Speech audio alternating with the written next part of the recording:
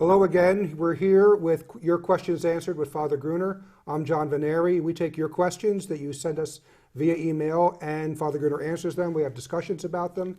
And so please continue to send us your questions. The email address is questions@thefatimacenter.com.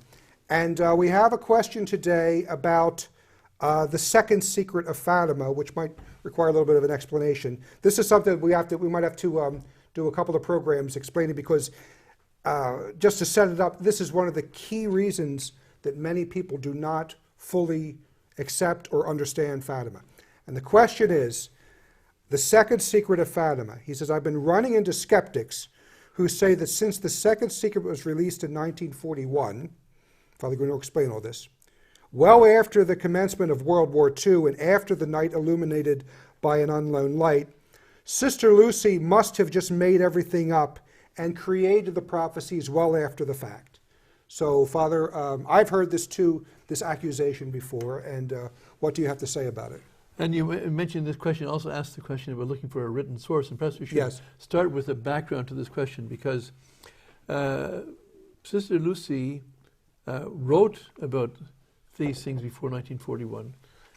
But let's get first of all, there was a professor, I don't know if a professor or whatever, a Jesuit priest by the name of Danis, who claimed this kind of thing, that Sister Lucy wrote the stuff afterwards and it was all made up by Sister Lucy. He called that Fatima II versus Fatima I.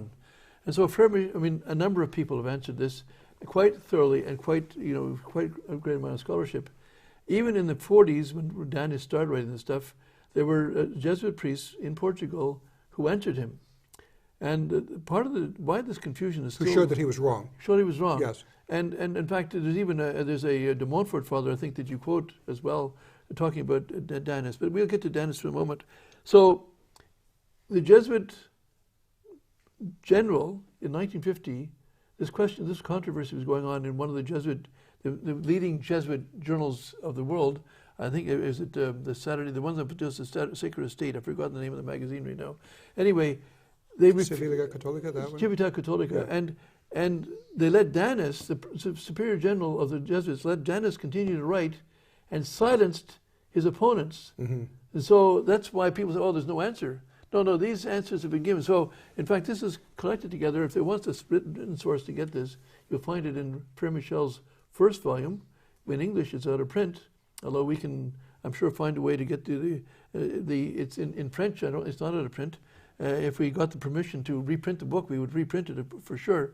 But in the last part of the book, in the English version, at the beginning, it's in the French version they put at the beginning, and the English version is at the end. But it's anyway, a whole section dealing with Danis, which points out that at the end of all the scholarship, either you believe Fatima 1 and 2, or you don't believe Fatima at all, which I think brings you to your experience. You met Father Juhas, who was a Jesuit, who met Danis, and you could tell him what Well, yes, see, this is one of the things too with the Fatima 1, Fatima 2, and we know this too with modernists.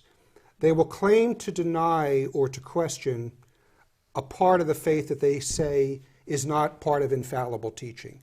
If it's not been defined by the church, then we can question it, okay? Or it's up for grabs.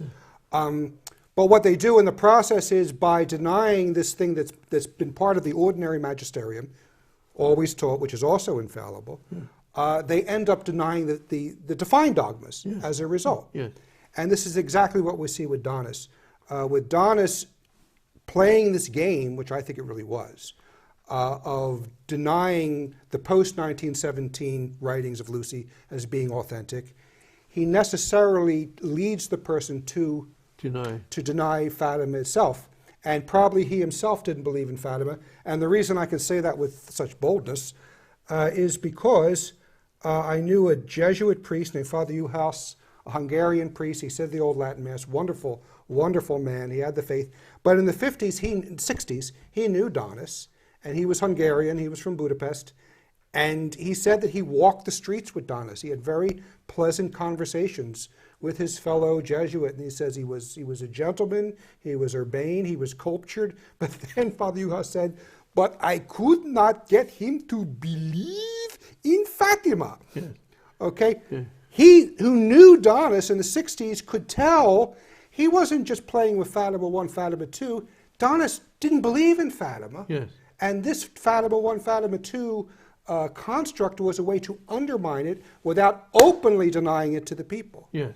And unfortunately, as you know, in the year 2000, when Cardinal Ratzinger and Archbishop Bertoni released the document on the Third Secret, they called Father Donis the great scholar of Fatima of the 20th century, someone who we know doesn't really even believe in Fatima. Not only did they not believe in Fatima, as I think it was Father Jedin pointed out, Yes, yeah, yes. that when Danis was confronted by his Jesuit confreres to say, the documentation proves you wrong, come and see for yourself, come and speak to Sister Lucy yourself.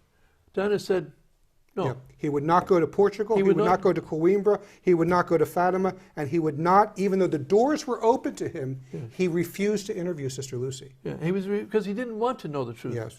And that's what Jedin points out.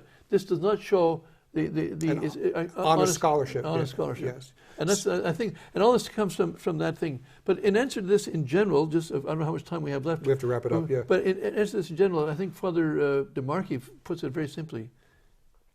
God chose Sister Lucy. I mean, there's a billion Catholics today, and there was maybe 500,000 or 300 million Catholics back then. God chose Sister Lucy.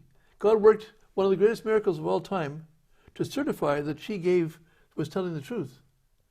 Does God not know how to choose an honest person to certify to tell the truth that she's going to go and make this all up? To what purpose? What she's going to get out of it? And also, what this ignores is there would have to be a lot of collusion with a lot of people to pull off this alleged fraud. Yeah. So anyway, no, everything that we know of Fatima, the prophecies, they're all for real, they're all true, and that's all we have time for today, and we will pick it up tomorrow.